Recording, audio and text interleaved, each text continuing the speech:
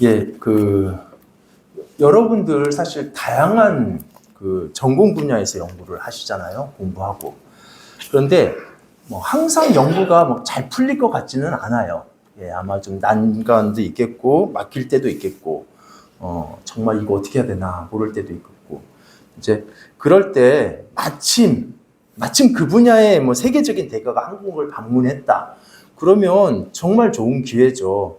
물론 이제 한국에 왔다고 해서 설령 지스트에 왔다고 해서 대학원생이 한번 만나자 뭐 이래서 만날 수 있는 그런 분은 아니겠지만 기회긴 하죠. 근데 여러분이 만약에 우연히 학교 밖 식당에 갔는데 거기 그 학자를 본 거예요. 거기 혼자 밥 먹으러 왔어요. 이건 정말 우연이죠. 감사하죠. 그래서 또 마침 손님이 많아가지고 막 겸상을 해서 그분하고 둘이서 같은 테이블에 앉게 됐다. 이제 여기서부터는 우연이 아니라 행운인 것 같아요. 이제 서로 인사도 하고, 제가 박사님 연구하는 그 분야에서 저도 같은 연구하는 그 대학원생이다 이렇게 소개도 하고, 이제 그렇게 만남을 마쳤습니다. 그리고 이제 랩실에 와가지고 얘기하겠죠. 그래서 내가 누구 만난 줄 아냐고, 오늘 그 노벨상 받은 그 누구누구를 만났다. 이러면 막 다들 뭐 대박이다. 그래서 그럼 그 실험 안 풀렸던 거 어떻게 하면 된대? 이렇게 말하죠. 근데 잘 인사하고 왔어.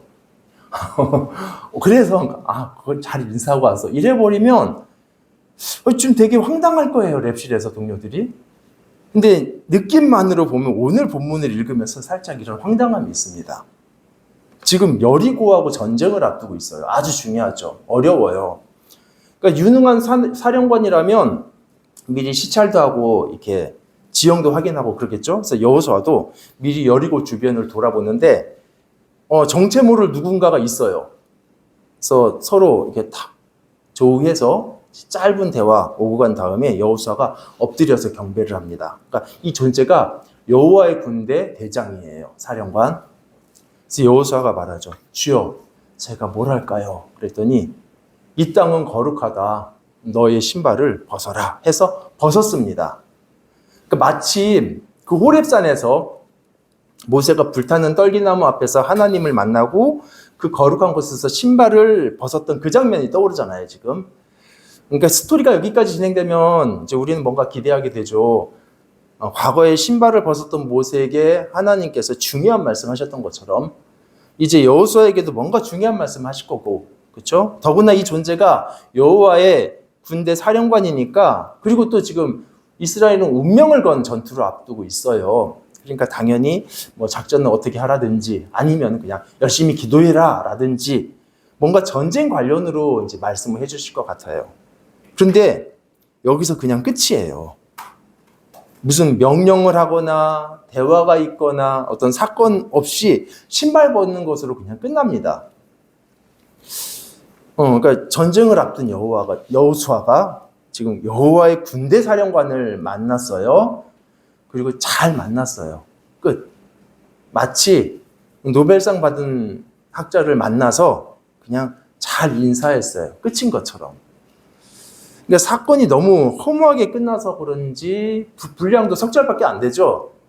그래서 이 석절이 없으면 뭐 문맥이 뭐 끊어져서 이상하게 되냐, 꼭 있어야 되는 뭐 내용이냐, 아니 그런 것도 아니에요. 오히려 없으면 스토리는 더 자연스럽게 흘러갑니다. 그러니까 문맥상 없어도 굳이 나타나지 않아도 되는 내용, 그리고 딱히 본론이 있는 것 같지도 않은 이 사건이 왜 아무 이유 없이 뜬금없이 그냥 쑥 들어왔을까? 여호수아서는 왜 이 짧은 사건을 굳이 기록하고 있을까요? 오늘 본문이 사실 굉장히 짧아요. 그리고 내용도 뭔가 좀 어정쩡해 보입니다. 그렇지만 이 여리고 전투뿐 아니라 앞으로 가나안의 모든 전투의 핵심을 담는 내용입니다.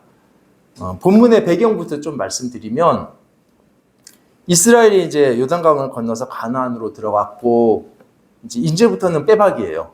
예.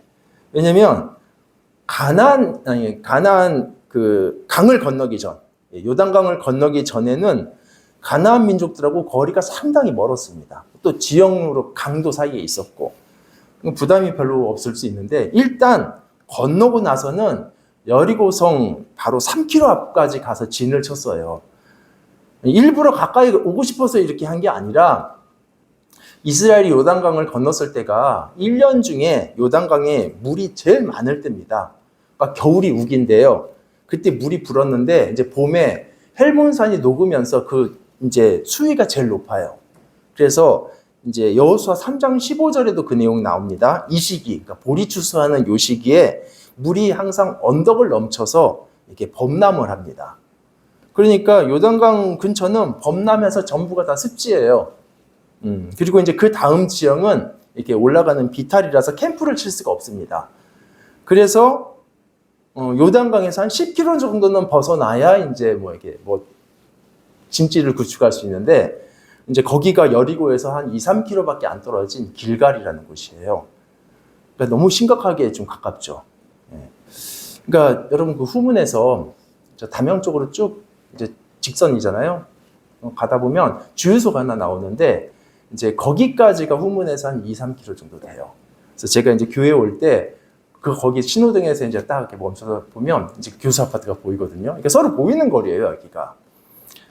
근데 지금 요단강을 건넌 순간 이제 10km 넘게 여기까지 와야만 캠프를 칠 수 있었고, 그래서 뒤로 조금만 후퇴하는 거 이거 안 돼요. 그러려면 아예 멀리 다시 요단강 건너가야 될 상황입니다. 그러니까 이제 뒤로도 뺄 수 없는 빼박이 돼버린 거죠. 근데 여러분, 이스라엘이 요단강을 건넜다. 이거는 또 다른 의미에서도 굉장히 중요한 사건이고 프레임입니다. 요단강을 건너기 전, 그러니까 그 동쪽이죠. 거기도 이스라엘이 사실은 전쟁을 했어요. 그러니까 의도치 않게 전쟁을 해가지고 거기를 점령했습니다. 근데 이제 거기는 하나님께서 약속하신 땅은 아니에요. 그냥 후에 일부 지파들이 그냥 우리 여기서 살고 싶다 하니까 그 땅도 이스라엘의 영토가 되었을 뿐이지, 이스라엘에게 약속된 땅은 바로 이 요단강 건너편입니다. 그래서 요단강을 건nom과 동시에 공식적으로는 이제 광야 시대가 끝난 거예요. 여기서 끝난 거예요. 강을 건너면서 이제 약속의 땅에 들어온 겁니다. 그래서 실제로도 요단강 건너와서 이제 그 땅에 있는 음식을 먹었더니 더 이상 만나가 내리질 않습니다. 우리 12절을 같이 읽어볼까요? 우리 본문은 아니지만 12절 시작. 또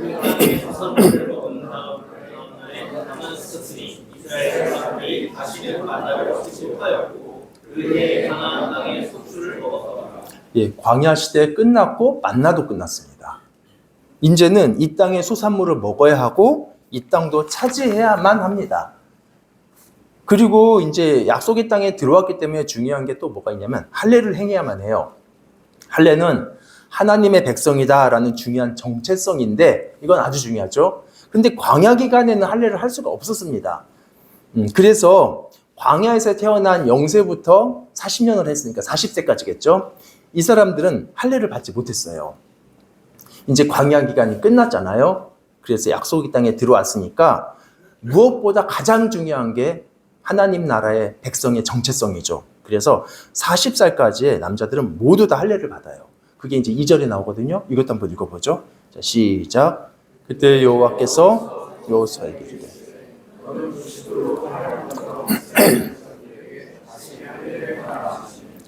그러니까 이렇게 이스라엘이 요단강을 건넌 것은 이제 광야에서 약속의 땅으로 프레임이 완전히 바뀐 거고요. 이제 돌아갈 수가 없습니다. 이제는 이 땅을 차지해야 되고 이제 어떻게든 선택지가 없어요. 이런 이스라엘에게 여러분 하나의 감정만 있을 것 같지는 않아요. 약속의 땅에 들어왔다는 감격, 그리고 이 땅 이제 주신다라는 그 기대감도 있었겠죠. 그런데 지금 첫 전투를 앞두고 패배하면 끝이라는 두려움은 없었을까요? 그것도 분명히 같이 있었겠죠. 아까 말씀드린 대로 여리고하고 이스라엘 거리가 2-3km밖에 안 되고요. 여리고가 이스라엘보다 지대가 살짝 높습니다. 그러니까 이게 보이죠? 진지가. 더구나 여리고는 싸우다가 분리하면 또는 한번 패하면 그냥 다시 성문 들어가서 문 잠그면 돼요. 한번 몇 번도 질 수 있어요. 그런데 이스라엘은 성벽도 없고 성문도 없고 개활지에 머물러서 만약 한 번의 전투라도 여리고한테 패한다? 그러면은 거기서 끝일 수가 있어요. 그러니까 이게 기대감만 있는 게 아니라 두려움도 있을 거라고요. 그래서인지 요단강 건너기 전부터 하나님은 미리 여호수아에게 계속 말씀하셨어요. 1장 6절에서 여러분 잘 아시죠? 강하고 담대하라. 근데 7절에서는 뭐라고 다시 말씀하시냐면 오직 강하고 극히 담대하라. 그래서 강조해서 말씀하십니다. 여러분 그렇게 보면 믿음으로 싸운다는 거 쉬운 거 아닙니다. 그냥 이게 우리가 옆에서 볼 때는 뭐 하나님 믿고 하면 되지 뭐 이렇게 하겠지만 이건 사실 대단한 거예요. 믿음은.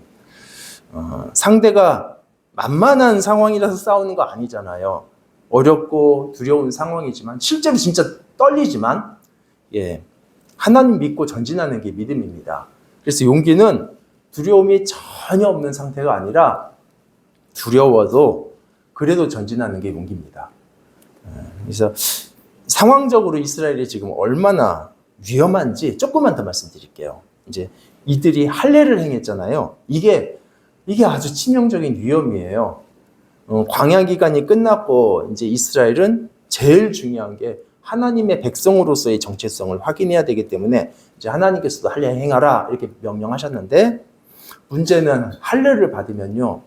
그 며칠간 고열이 나고 그 다음에 몸을 가눌 수 없을 만큼 통증이 심합니다. 뭐 완전히 다 낫는 데까지는 굉장히 더 오래 걸리고요. 그래서 이스라엘이 이제 전쟁에 참여할 수 있는 나이가 있습니다. 20살부터예요. 그런데 이제 몇 살까지 이렇게 하느냐, 은퇴 나이 언제냐는 성경이 안 나와요. 그래서 모르겠어요. 제 개인적인 추정입니다. 추정으로는 그래도 50살 정도까지는 되지 않을까? 뭐 이건 제 생각이고요. 그래서 많이 잡아서 60살이다 이렇게 정해도 70살은 너무 많으니까, 그렇죠? 추정상 60살이라 했을 때 40살 이하의 모든 남자가 할례를 받으면요. 지금 보세요. 전체 군인이 20살부터 60살까지 중에 20살부터 40살까지, 그러니까 절반인데 병력에. 그것도 지금 가장 젊고 왕성한 주력 부대가 완전히 다 전투 불능 상태가 됩니다. 참고로요. 할례를 받으면 어느 만큼 전투 불능이 되냐, 여기 이제 창세기에 나오거든요. 그래서 세겜이라는 도시에 있는 모든 남자들이 할례를 다 받았어요.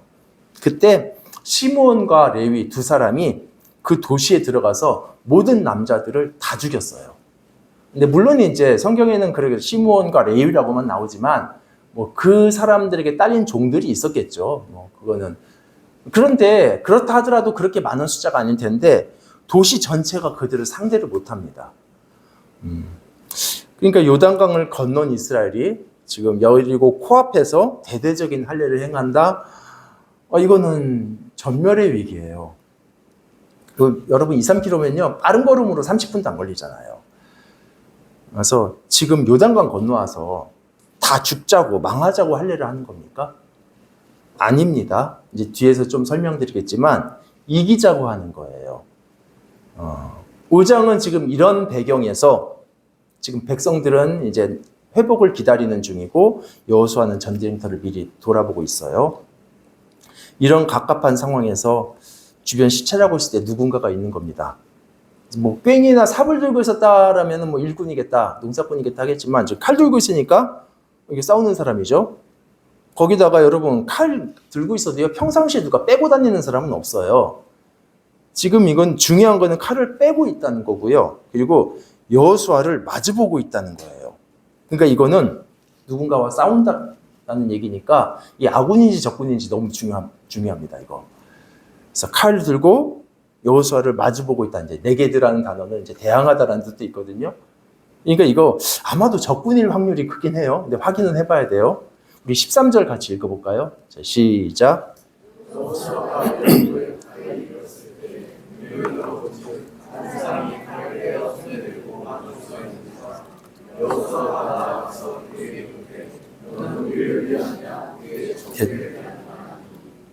예, 너 우리 편이야, 적군이야? 뭐 이런 질문, 이거 뭐라고 부르죠?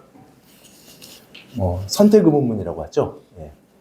만약에 사과 드시겠습니까? 이렇게 물어보면 예 또는 아니요 뭐 이렇게 예스나 노로 대답하겠지만 13절처럼 선택 의문문으로 물으면 사과 드시겠어요? 배를 드시겠어요? 이러면 뭐 사과를 먹겠다든지 배를 먹겠다든지 뭐 이런 식으로 대답을 하겠죠. 마찬가지로 지금 만약에 여호수아가 너 우리 편 맞아? 이러면은 예스나 노로 대답하겠지만 너 아군이냐 적군이냐 했으니까 난 아군이다. 아니 난 너의 적이다. 뭐 이렇게 이게 일반적인 대답입니다. 그런데 이 칼을 뺀 사람은 노라고 대답을 했어요. 아니라고. 우리 14절에 그렇게 나오죠. 한번 읽어보죠. 시작. 그가 이르되 아니라 나는 여호와의 군대 대장으로서 여호와가 우리 땅에 엎드려 서라고 그에게 이르되 내 주여 내게 무슨 말씀을 여기서 노라는 말은 여호수아의 질문 자체를 부정하는 말이죠. 예. 그러니까 이스라엘 편도 여리고 편도 아니고 너의 질문 자체가 틀렸다라는 얘기. 그러니까 우리가 뭐 사과 드시겠어요, 배 드시겠어요 했을 때 과일 자체가 먹기 싫으면 노라고 할 거 아니에요, 그렇죠? 그리고 노라고 말해놓고 자기의 신분을 밝히는 것으로 대답을 대신합니다. 나는 여호와의 군대 대장이다. 성경에 하나님의 군대가 몇 번 나옵니다. 창세기에도 야곱이 하나님의 군대를 보고 그 곳 이름을 마하나임이라고 이렇게 부르는 경우가 있잖아요. 이제 마하네가 이제 진영, 군대의 진영인데 이제 두 개니까 마하나임 이렇게 했어요. 또 엘리사도 자기 사환의 눈을 열었을 때 그 산에 가득한 어마어마한 하나님의 군대를 봤습니다. 근데 이런 천상의 군대겠죠. 천상의 군대뿐 아니라 사실은 이스라엘 자체를 하나님의 군대라고 부르기도 해요. 여호와의 군대. 정확하게는 우리 출애굽기에 거기 나오거든요. 출애굽기 12장 41절인데 출애굽 8대 내용입니다. 한번 같이 읽어보죠. 시작. 30년이 끝나는 그날에 여호와의 군대가 다 애굽 땅에서 나왔은즉. 그러니까 평생 노예로 살다가 싸움이라고는 해본 적이 없는 이스라엘인데 하나님께서는 이런 이스라엘을 여호와의 군대라고 불렀어요. 그러니까 이 부분에서 제가 좀 이상한 느낌이 그거예요. 아니 여호와의 군대 대장이라면 당연히 여호와의 군대 편이잖아요. 이스라엘 편. 물론 이 여호와의 군대 대장이라는 그 말이 지금 길갈에 캠프를 친 이스라엘의 군대 사령관은 뭐 당연히 여호수아지만 그렇지만 진정한 사령관은 본인 자신이다. 뭐 그런 의미로 말했는지 아니면 뭐 자신이 천사들로 구성된 정말 천상의 군대 사령관이라는 의미로 말했는지 그거는 애매해도요. 어쨌든 그 두 경우 모두 다 이스라엘 편 아닌가요? 두 경우 다. 스스로는 여호와의 군대 대장이라고 말하면서 정작 아니다라고 말하는 거. 이거 노라고 말하는 게 사실 이상해요. 난 너희 편이다라고 말하는 게 정상입니다. 근데 여기에 이렇게 말한 거에 좀 중요한 이유가 있는 것 같아요. 여호수아서에 나오는 모든 전쟁의 원리도 사실은 이 짧은 한 토막에 달려 있는데 여호수아는요. 그리고 이제 여호수아뿐 아니라 이스라엘 백성들 다 지금 이 전쟁을 이스라엘과 여리고의 전쟁이라고 생각합니다. 그래서 이스라엘 편이냐 여리고 편이냐 이거죠. 그런데 실상 이 싸움은요. 이스라엘과 여리고의 싸움이 아니라 하나님과 여리고의 싸움이에요. 악한 가나안을 심판하시는 하나님의 전쟁이며 이스라엘은 그 하나님께 사용되는 심판의 칼날입니다. 그런 면에서는 뭐 이스라엘과 하나님 한편이라고 말할 수 있어요. 예. 그러니까 하나님의 군대라는 그 존재적으로는 하나님의 편이 맞습니다. 그런데 혹시라도 그 하나님의 군대인 이스라엘이 이 전쟁에서 하나님과 부합되지 않는다면 그래도 하나님의 편이라고 해야 되나요? 예. 소속은 하나님의 군대, 하나님의 편이지만 실천적으로는 아닐 수 있잖아요. 그렇죠? 그럼 아무리 이스라엘을 할지라도 하나님의 반대편에 있으면 하나님의 적입니다. 지금 칼을 빼들고 서 있는 여호와의 군대 대장은 무조건 이스라엘 편이 아니에요. 사실은 오로지 하나님 편입니다. 예. 만약 이스라엘이 하나님의 편이라면 뭐 그 칼은 이스라엘이 줬겠죠. 그런데 이스라엘을 할지라도 하나님의 반대편에 있으면 그 칼은 이스라엘을 공격합니다. 그래서 지금 이 빼들고 있는 칼도요. 이스라엘을 위함도 아니고 여리고를 위함도 아니고 오직 하나님을 위하는 칼입니다. 그러면 사실은 그게 가능한가 이 질문도 해야 되잖아요. 아니 소속이 하나님의 군대인데 실천적으로 하나님께 부합되지 않는다? 이게 뭐 사실 가능한가? 근데 여호수아서에는요. 이스라엘이 그렇게 하나님에 대적됐던 때가 나옵니다. 뭐 멀리 안 가고 성경에서 한 장만 넘어가면 아간의 범죄가 나와요. 여호와의 군대인 이스라엘이 하나님의 능력으로 여리고에서 승리했는데 그때 아간은요 하나님 명령 어기고 다 없애야 되는 헤렘 전쟁인데 이 물건이 탐났습니다. 그래서 그걸 몰래 가져갔어요. 그 결과 이제 하나님의 칼은 이스라엘을 향하게 됩니다. 그래서 그 다음 전투 아시죠? 아이성. 그게 작은 건데도 점령 못하고 패배를 하죠. 그래서 하나님을 거역한 이스라엘 군대는 결코 가나안을 이길 수가 없습니다. 그래서 이스라엘이 이 가나안 문제, 아간 문제를 해결하고 나서야 다시 하나님 편으로서 전쟁을 계속 수행하게 돼요. 그렇게 보면 이스라엘이 이제 이후에 계속 가나안과의 수많은 전투에서 모든 민족들을 이길 수 있었던 이유는 그들이 하나님의 편에 서 있었기 때문에, 그렇죠. 그거지 뭐 하나님께서 무조건 이스라엘이니까 편들어 주신 건 아니라는 거죠. 여러분 그 사무엘상 초반부에도 예전에 우리 조모임 할 때 아마 기억나실 거예요. 법궤까지 동원을 했었는데 이스라엘이 하나님 편 안 들어주셨습니다. 하나님께서 지게하신 이유가 있었던 거죠. 그래서 중요한 것은 하나님이 누구 편이냐 이게 아니라 우리가 하나님 편인가 이거죠. 내가 하나님 편이 되느냐 하나님이 내 편이 되느냐 이게 솔직히 같은 말을 가지고 워드플레이 하는 것 같긴 한데 아니 그렇지 않아요. 비슷하지만 중요한 기준점이 다릅니다. 하나님이 중심이냐 내가 중심이냐 이건 정확하게 다른 거죠. 자칫 내가 하나님의 동역자가 되는 게 아니라 하나님을 나의 도우미로 만들려는 우려가 있는 거죠. 여러분 우리가 막 싸우면 하나님께서는 반드시 우리 이기게 하실 거야 이게 아니라 우리가 하나님 편에 서야 됩니다.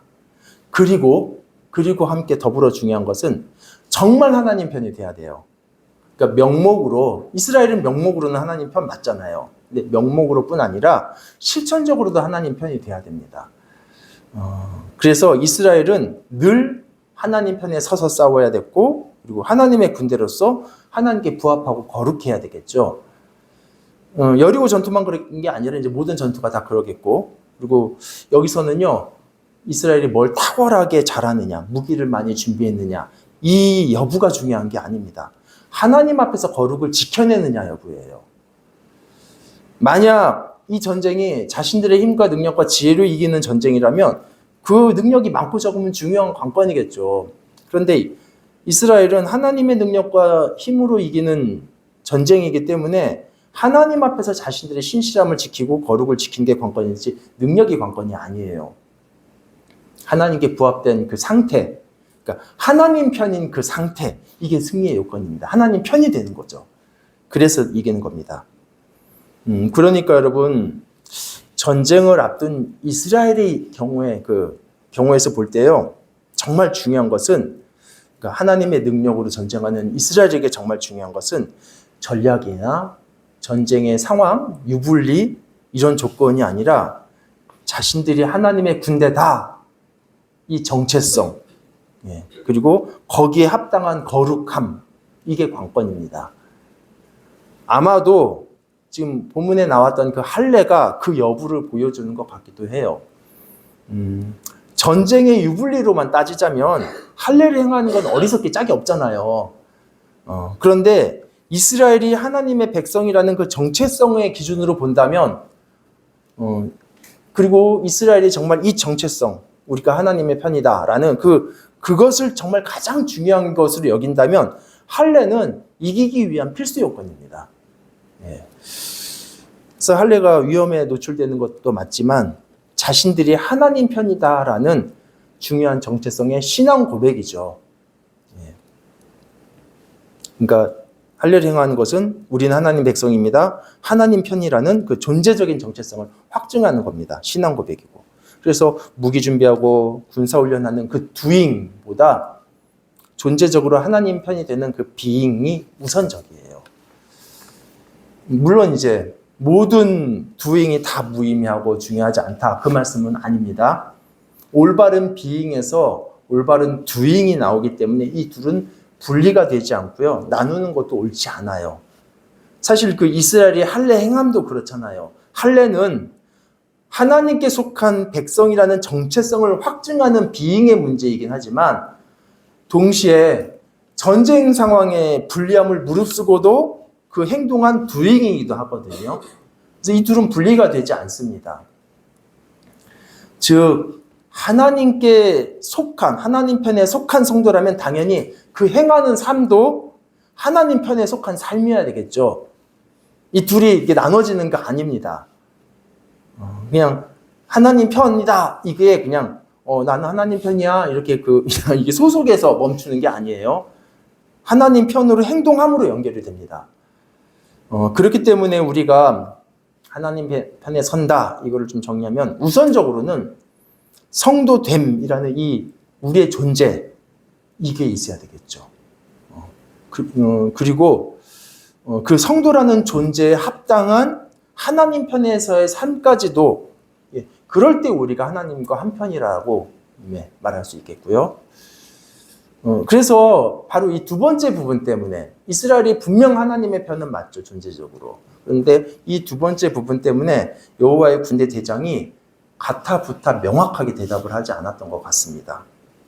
나는 여호와의 군대 대장이다. 그러니까 여호와의 군대 편이다. 이 당연한 말을 선명하게 말하지 않았습니다. 하나님 편이죠. 만약 우리가 성도가 아니라면요, 그러니까 즉 비잉이 이제 문제가 있다면 존재적으로 하나님 편 아닙니다. 아무리 무엇을 다 하고 뭐 예배를 드리고 뭘 하고 선교를 나가고 해도 성도가 아니라면, 또 만약에 성도의 삶, 즉 doing이 부정된다면 그 지점에서만큼은 실천적으로는 하나님과 한 편은 아니에요. 그 지점에서만큼은요. 그 지점에서만큼은 하나님의 승리를 공유할 수가 없습니다. 그래서 우리 삶에도 한번 적용을 해봤으면 좋겠어요. 우리는 은연중에 사실 뭐 당연한 마음이죠. 모든 사람이 있는 마음이기도 하고 하나님이 내 편 되셔서 나 이 기도 들어주시고 나 이 문제 해결해 주시고 또 내가 하는 그런 사업도 잘 되고 어려움도 해결되고 만사형통했으면 좋죠. 그게 자체가 나쁜 건 아니겠죠. 그런데 내가 하나님과 부합되든 부합되지 않든 이거는 내가 기준이 돼버리는 거거든요. 심지어 하나님의 뜻에 정면으로 어긋난 일을 하면서도 하나님께서 나에게 복 주시기를 기대하는 그게 될 수도 있어요. 뭐 기독교 역사 속에서도 있었고요. 그런데 내가 하나님 편인가? 이것을 하나님 중심으로 묻는 질문 앞에서는요, 내가 하나님 앞에 부합되지 않다면 나는 하나님 편이 아닙니다.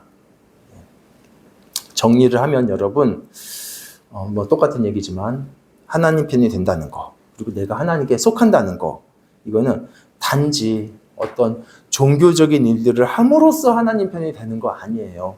매주 예배 참석하고 그렇게 해서 하나님 편이 되는 게 아닙니다. 우선적으로는 이런 doing 이전에 존재적으로 성도이어야 하나님 편입니다. 예수 그리스도를 믿는 거죠. 내가 존재가 바뀌는 거죠. 그래서 하나님 편 여부는 예수를 믿는 성도가 되는 비잉의 문제입니다. 그리고 더불어서 이제 우리가 실제적으로 삶에서 누리는 그 승리들을 경험하기 위해서는 그 순간순간마다 그 소속에 멈추지 않고 그 성도라는 존재에 합당한 하나님 편으로서의 삶까지도 계속 연결이 돼야 돼요. 실천적으로 하나님 편이 아니라면 설령 이스라엘이라 할지라도 하나님의 도우심을 기대할 수 없다는 게 오늘 본문에서 가르쳐 주는 겁니다. 설령 이스라엘 백성이라 해도. 근데 의외로 그 두 번째 이 부분에서 많이 무너지고, 그래서 많은 분들이 하나님의 백성이 맞는데도 불구하고 전혀 그 사례에서는 하나님의 은혜를 경험하지 못하는 삶을 살아가기도 합니다. 교회 역사를 봐도 그랬어요. 성도라는 이름이 있었지만 실천적으로 그렇게 하지 않았던 사례들. 그러니까 내가 하나님 편이 되면 되는데 그게 아니라 오히려 하나님을 이제 내 편으로 이용하려고 했던 것들. 뭐 쉽게 예를 들자면 중세 십자군 원정 같은 경우요. 하나님이 우리 편이 돼달라고 막 뭐 예배도 드리고 뭐 그 기대 만땅이긴 하겠지만 정작 그거 자신들의 욕심, 정치적인 이익, 세력 확장을 위해서 하나님을 이용하려고 했던 거잖아요. 단지 하나님을 내 편으로 만들고 싶었던 것뿐이지 실천적인 면에서 그들은 하나님의 편이 아니었습니다. 그리고 이런 잘못된 실천들을 보면서 어떤 부분에서는 정말 존재적으로도 성도가 맞나? 라는 그 의문을 품기도 해요. 그러니까 여러분, 이제 우리는 하나님이 내 편인가? 아닌가? 이전에 내가 지금 나를 보면서 하나님 편이 맞는지 이것부터 좀 돌아보는 거 필요할 것 같아요. 설령 내가 정말 성도가 맞다 할지라도 혹시나 실천적인 면에서 내가 하나님 반대편에 선을 넘어간 거 있다면 그거 교정하고요. 뭐 그렇게 문제가 있다고 해서 다 끝난 거 아니니까 교정하고요. 또 내 중심의 의도가 불순한 부분이 섞여 있다면 그것도 교정하고, 또 목적도 좋고 의도도 좋지만 그 방법이 하나님의 방식이 아니라면 그것도 교정하고요. 그래서 하나님 편으로서 정말 온전한 하나님 편이 돼야 됩니다. 우리 지스트 교회도 좀 적용을 해보자면, 만약에 우리 교회가 뭐 다 갖춰졌다 써보세요. 정말 다. 그리고 우리는 정말 성도라는 그런 이름도 있잖아요. 교회니까.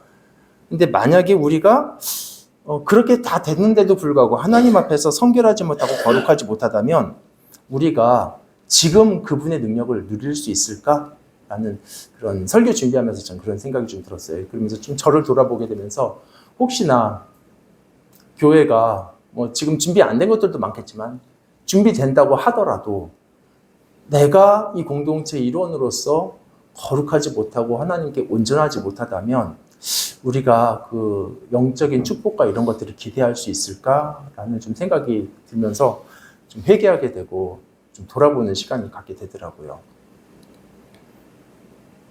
우리한테 똑똑한 지체들 많고, 그래서 기획력도 풍부하고 실행력 있는 사람들이 있으니까 뭐 착착 처리되고, 뭐 재정이나 인력이 많아서 어떤 거를 준비해도 다 해내고, 뭐 목사가 설교도 잘하고, 뭐 봉사자들이 어떤 모든 것들을 다 헌신적으로 다 사역하고, 그렇다 할지라도요, 정교한 양육 프로그램이 우리한테 딱 갖춰졌다 할지라도요, 우리가 하나님 앞에 부합되지 않는다면, 성도이 맞지만 그렇다면, 우리가 거룩하지 않다면, 그러면 우리는 하나님의 능력을 경험할 수가 없습니다. 하나님 편이어도요. 그런 면에서 여기 군대 대장은 무조건 이스라엘 편이라고 말하지 않았던 것 같아요. 그래서 이스라엘은 모든 과정마다 하나님 편에 머물러야 했듯이 우리도요, 존재적으로만이 아니라 모든 과정마다 실천적으로 하나님 편이 될 때마다 우리는 그분의 능력을 그때마다 경험할 것 같아요. 여러분, 예수 믿는 성도들 맞죠? 저도 믿어요. 그렇다면 우리 다 하나님 백성 맞습니다. 그리고 하나님 편이에요, 우리는. 그리고 우리의 삶도 이제는 하나님 편이 돼야 됩니다. 끝으로 한 가지만 좀 짧게 말씀드리고 마치겠습니다. 이제 하나님의 임재에 대한 겁니다. 그리고 이제 어떻게 보면 이제 심판에 대한, 마지막에 역사의 마지막 심판에 대한 것기도 한데, 여호와의 군대 대장이 아니다, 나는 여호와의 군대 대장이다 이렇게 말한 다음에 15절에서 뭐라고 하죠? 좀 특이한 걸 명령했잖아요. 우리 15절도 읽어보죠. 시작.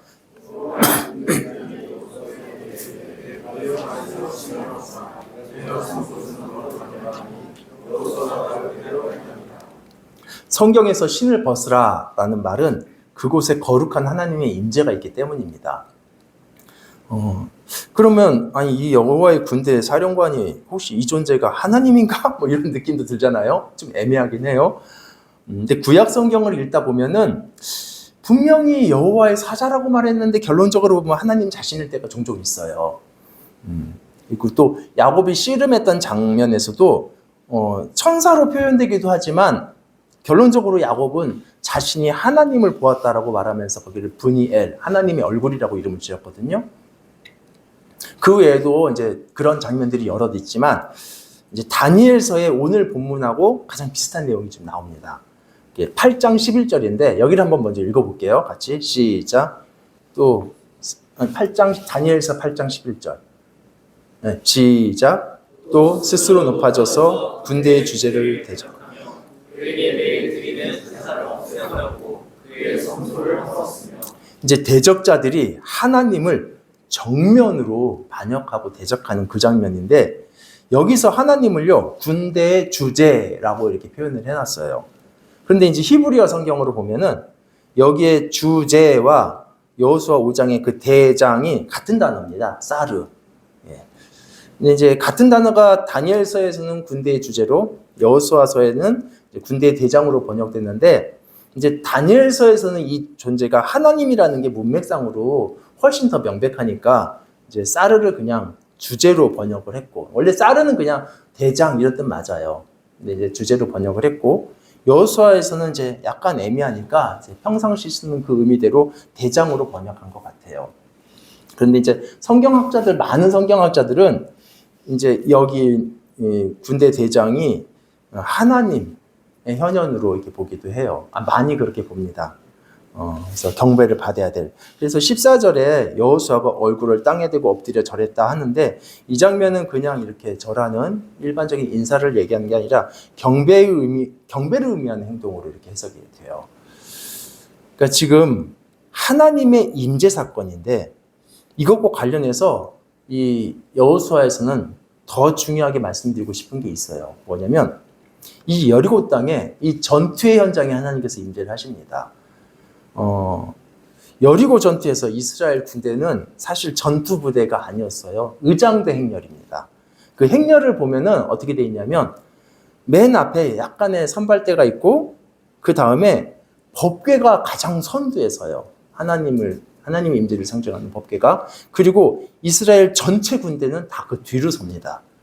이건 전투 행렬이 아니라 대장을 앞세우고 이스라엘 전체가 이게 행진하는 의장행렬의 형태예요.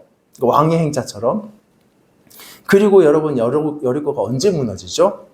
성을 며칠 돌았죠. 마지막에도 이게 여러 번 둔 다음에 마지막에 나팔을 길게 울려 불 때, 그때 여리고성이 힘없이 무너졌습니다. 그런데 성경에는 나팔 부는 장면 숱하게 나오지만, 정말 많이 나와요. 그런데 이상하게 나팔을 길게, 마사크거든요. 길게 울려 부는 장면은 딱 2번만 나와요. 한 번이 어디냐면 시내산에서 하나님이 진짜 역사 속에 이렇게 강림하시는 사건이 있었잖아요. 예, 그때 나팔이 길게 울려 불었고요. 그리고 한 번은 바로 여기 여리고성 무너질 때입니다. 그러니까 지금 나팔을 길게 부는 거는 하나님의 임재를 상징하는 거라서, 이게 이제 신약에서도 여러분 그런 말씀 들어보셨죠? 예수님께서 재림하실 때 나팔 소리와 함께 이렇게 한다. 찬송가에도 있잖아요. 그게 그냥 나온 말이 아니라 그때의 예수님은 하나님으로서 이 땅에 오신다라는 얘기예요. 신의 현현으로서 나팔 소리와 함께 오신다라는 거는 이게 나팔을 길게 부는 의미인데, 지금 거룩하신 하나님의 현현 앞에서 여리고가 그냥 그 임재 앞에서, 거룩하신 임재 앞에서 자멸을 하죠. 빛이 오면 어두움이 그냥 녹아버리고, 그런 것처럼 하나님께서 이 땅에 임하실 때 하나님께 부합되지 않는 모든 악들은 자멸하게 됩니다. 그분의 거룩함 때문에. 그래서 하나님의 거룩이, 그 임재가 여리고를 무너뜨리는 거죠.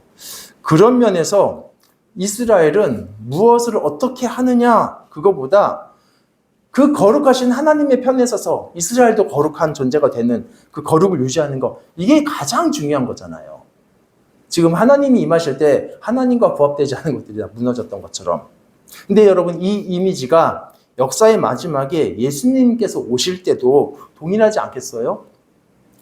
하나님이신 성자께서 이제 나팔 소리와 함께 이 땅에 오실 때에 모든 악은 그 거룩하심 앞에서 스스로 녹아버릴 거라고요. 그 어두움은.